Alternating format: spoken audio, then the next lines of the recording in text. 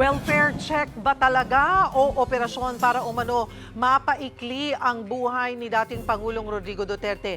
Ito ang itinanong ni Senator Bato de la Rosa sa ginawa ng pamahalaan sa dating Pangulo na nakadetain sa International Criminal Court. Naiyak pa si Senator Bato nang magbigay ng privilege speech tungkol sa dating Pangulo. Kung gusto raw magpakita ng malasakit kay Duterte, mas dapat umanong talakayin na ang resolusyong inihain ng Duterte Bloc para ma-house arrest na lang sa Pilipinas ang dating Pangulo. If we accept the fact that he may not have long, I hope with all my heart that he leaves this world not in the presence of officials who visit him on the pretext of a pseudo welfare check, but instead in the company of the people he loves and who truly care for him. Patuloy din kinikwestiyon ni Senator Bongo ang ginawang welfare check sa dating Pangulo. This action, whether lacking transparency and coordination with the immediate family members or for whatever reason, may undermine the integrity of our diplomatic services. As former president, nung naging presidente po siya,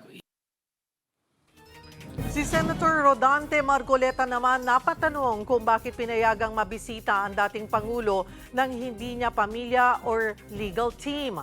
Samantalang siya raw nung bumisita sa Dahig para i-check din ang kalagayan ni Duterte ay hindi pinayagan. Hindi po welfare check eh. Parang reality check ang ginawa nila. Sa makatwid, talaga pong hindi tapat ang pagpunta kung pag-uusapan ay para masiguro lang ang kalagayang pangkalusugan ng ating dating Pangulo. Kung hindi matiyak nila na baka naman nagsisinungaling yung abogado niya at ginagawa lang dahilan yung sinasabing cognitive impairment. Inakusahan ni Davao City Representative Pulong Duterte si former Senator Antonio Trillanes IV na siyang ipinadala ng pamahalaan ng Pilipinas para i-check ang kondisyon ni dating Pangulong Rodrigo Duterte sa Dahig. Ito ay matapos ang post ni Trillanes na nagsasabing nasa loob pa ng ICC detention ang dating Pangulo kasunod ng mga balitang nawalan siya ng malay at maospital. Nasa Dahig si Trillanes para dumalo sa 10th Seminar on Cooperation sa International Criminal Court. Sa puntong ito, magkakausap natin former Senator Antonio Trillanes IV. Magandang tanghali po sa inyo, Sen. Magandang tanghali, Ms. Cheryl, at sa ating mga viewers. Okay. Ano po ang tunay na pakay ninyo sa pagpunta sa Dahig? Personal po ba itong initiative o nagsilbi po kayong official representative ng Pilipinas para lamang po klaro? Ako po ay ang isang interested party dito sa kaso sa ICC ni Duterte dahil kami po yung unang nag-file. So meron kaming engagements with the ICC since 2017. So, ganun po ang pakay ko doon. Marami pong mga iba't ibang engagement. Pero, diretso na po, hindi po ako parte sa kahit na anong welfare check na sinasabi nila. Kung meron man. At ganito po, ang nakuha natin na impormasyon sa ICC na wala pong nangyayaring bisita kay Duterte nang hindi niya pinapayagan. So outside the lawyer at yung mga pamilya niya ay wala ho nangyayaring gano'n. Kaya lahat po ito ay malaking kalokohan at drama nung kampo ng mga Duterte. Gusto nilang kaawaan, gusto nilang mag-create ng duda at kung anumang dahilan para mabigyan ng interim release si Duterte. Pero hindi po mangyayari yan. Alam nyo, kung totoong nagkaroon ng insidenteng hinimatay o anuman, dapat na i-report nila kaagad yan kasi araw-araw ay may access sa telepono si Duterte sa pamilya niya. Bakit hindi nila na-report yun? Di ba? Ngayon, biglang nagsulputan, ilang insidente na raw. Aba, ilang beses kayo nag-i-interview dyan, wala naman kayo sinasabi. Tapos ngayon, marami na nakaraang insidente. Huwag tayo maniwala dyan sa drama na yan, dyan sa script nila na yan, kasi gusto nilang magpaasa at magpaawa dun sa mga supporters nila. Pero liliwanagin ko lang ulit, Ms. Cheryl, Opo. na kaya nakakulong sa ICC si Duterte dahil libo-libo ang pinapatay niya nung siya ay mayor at nung siya ay presidente. Hinalal siya ng mga tao para pangalagaan yung kapakanan nila, hindi para patayin. Yun ang dahilan kung bakit siya nakakulong doon. Balikan ko lamang din po yung pagpunta po ninyo sa The Hague. Ito ho ba, ano po ba itong seminar na inyong dinaluhan at anong koneksyon nito ulit sa kaso ng dating Pangulo? Dahil nga ako po ay isang interested party na tumutulong doon sa pag-build up ng kaso laban kay Duterte simula pa noon, ay tayo ay napapasama sa mga ganyang engagement. Pero ano naman, regular po ang aming engagement with Opo. Oo, kasi yun nga, may mga binibigay kami mga testigo, mga dokumento na ebidensya. Ganun lang po yun. Aha. Yun po. So, may kinalaman din ho ba ito sa posibleng pagbabalik po ng Pilipinas bilang miyembro ng ICC? Hindi po. Wala pong kinalaman yan doon. Kasi yan ay magiging pasya nitong Marcos administration. So whether gusto nilang bumalik o hindi naman kailangan na pa ng marami pang engagement. Oo. Puntahan ko po, Sen, yung inyong post, ano? Kasi ho, ay, ang sinabi niyo ho doon ay nasa loob pa nga si dating Pangulong Duterte sa ICC detention. So, siguro doon din nag-react, baka akala po ng mga ilan na talagang kayo po ay nakapasok at nakita nyo si dating Pangulong Duterte. Klaruhin nyo nga po yung post nyo yun. Okay. Kasi ang konteksto noon, di ba, naglabas ng fake news yung mga Duterte. Kasama na si Kitty Duterte na nag-grant na raw yung interim release. So kaya ako nag-post ng ganon.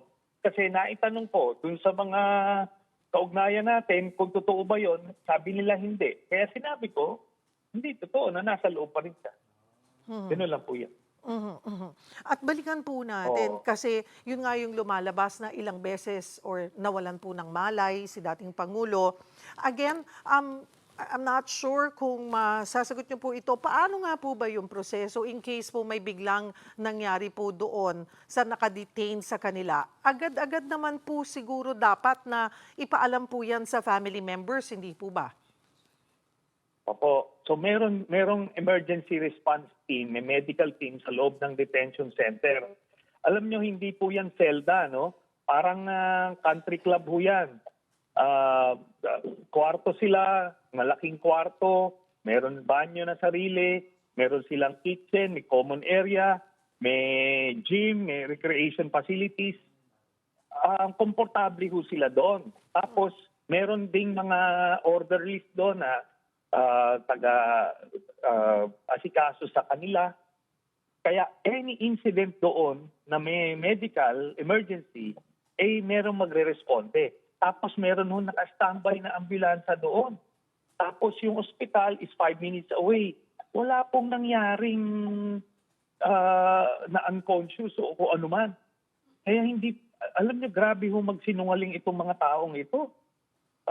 Hindi po kinikilabutan itong mga ito pag magsinungaling. Kaya sana naman itong ating media, huwag na naman agad-agad paniwalaan itong mga Duterte. Di ba? 1,000 beses na kayo pinasinungalingan nitong mga yan naniniwala pa rin kayo agad-agad. Ito nga si Kitty Duterte nag-post nung interim release, nag-grant na raw. Ano ba yun? Di ba?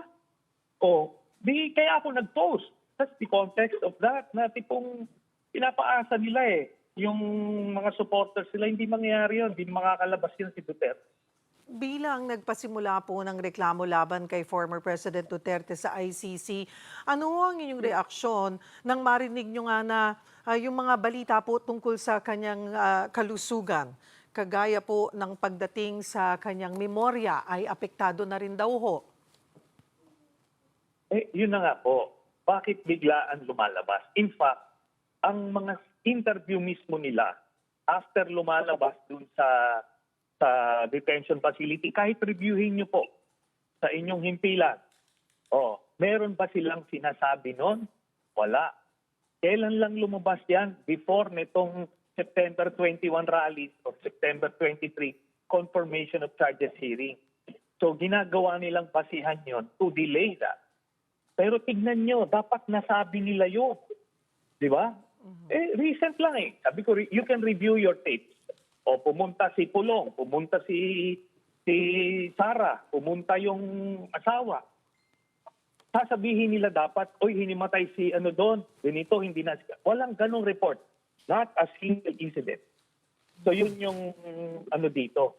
Milagro nangyayari na suddenly meron na palang ilang insidente. Daw, ano yan? Drama nila yan. Nagpapaawa sila sa mga ICC judges para i-grant yung interim release. Nagpapaawa sila sa mga Pilipino para makakuha sila ng simpatsya. Pero hindi. Alam nyo ito, di ba kung ganong kasiga itong tao nito nung presidente siya? Kung ano kabastos nito? Tapos ngayon, kakaawaan natin? Hindi ganon. Pag nagpapatay ka ng libo-libong Pilipino, kailangan magdusa ka. Ganun lang ang hustisya sa mundo. Balikan ko po yung interim release. Ito ang hiling ng kampo ni dating Pangulong Duterte.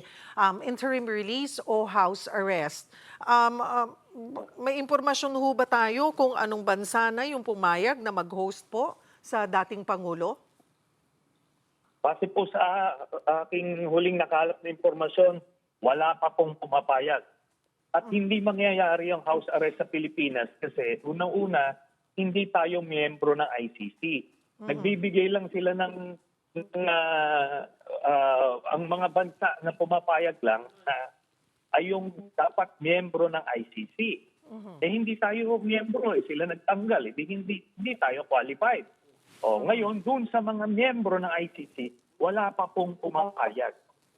Okay, kaya sabi ko nga, itong abogado na, milyon-milyon yung kanyang legal fees, naghahanap buhay lang. File kada buwan, tapos nagpapaasa, pero malabo po yan.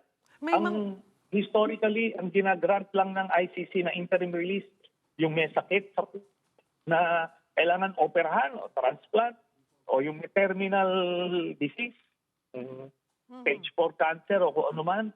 Tapos yung minor cases, yung obstruction of justice o kung ano man, hindi yung capital offense kagaya niyang crimes against humanity. Wala pa sa kasaysayan ng ICC na nangyari yan. Sen, may mga balita po na yung Netherlands daw po. The Netherlands. Diyan po sa... Yun yung ayon sa kanila na sila nga mga sinungaling. Kaya nga, sabi ko sa inyo, reviewin nyo naman yung mga statements ni Sara. Kung beses na nagsinungaling sa Pilipino yan. Bakit parang kaming totoo yung sinasabi? Hindi nga. Sinungaling nga di ba? Yun po yun. Ako, I'm not ruling out the possibility na merong eventually papayag, pero base sa impormasyon na nakalap ko, wala pa.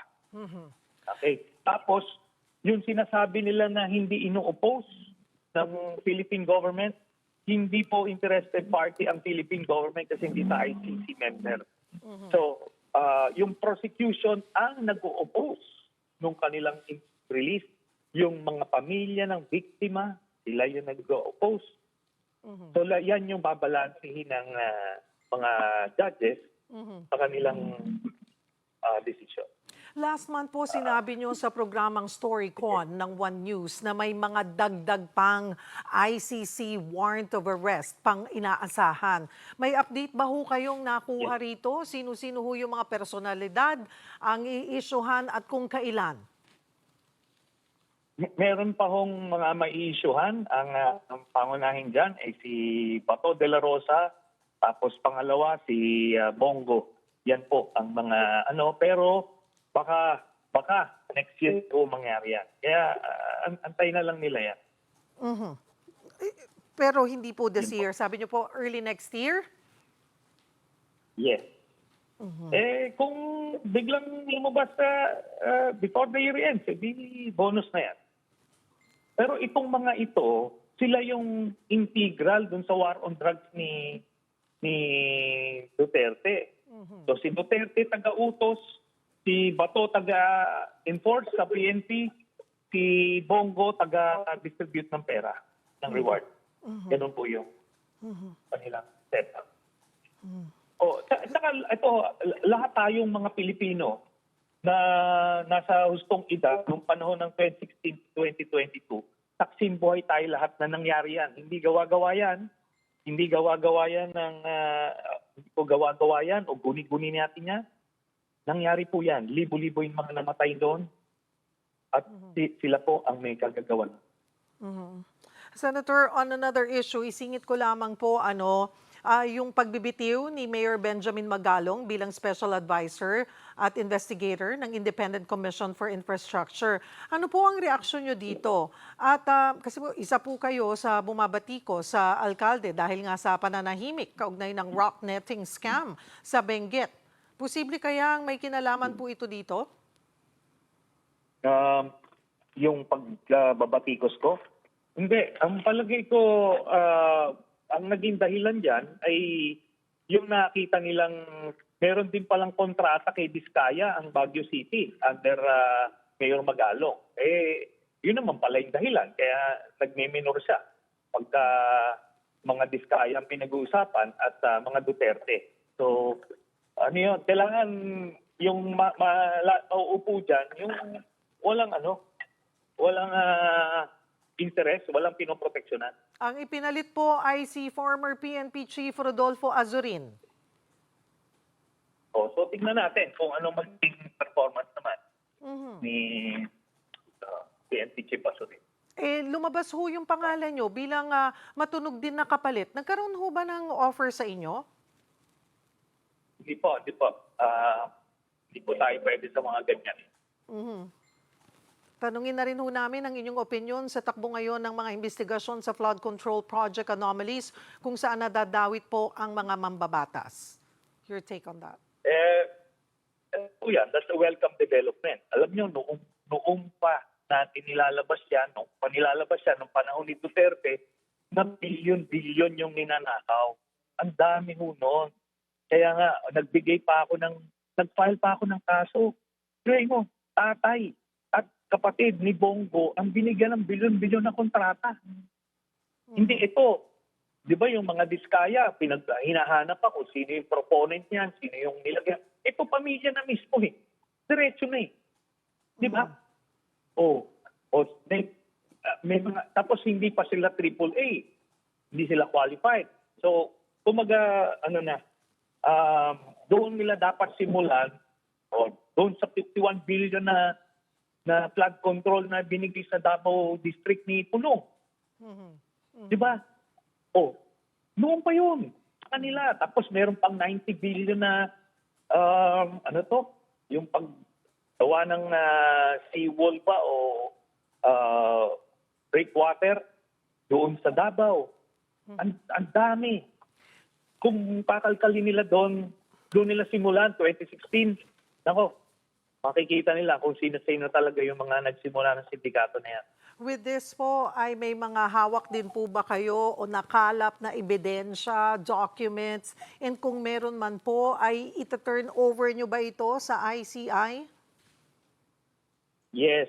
At ito nga po, final ko na mismo at ibibigyan ko rin ng copy yung ICI tungkol doon sa mga nakalap na kontrata na bilyon-bilyon nung tatay at kapatid ni Bongo.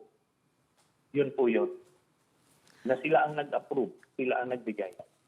Marami pong salamat sa inyong oras, former Senator Antonio Trillanes IV.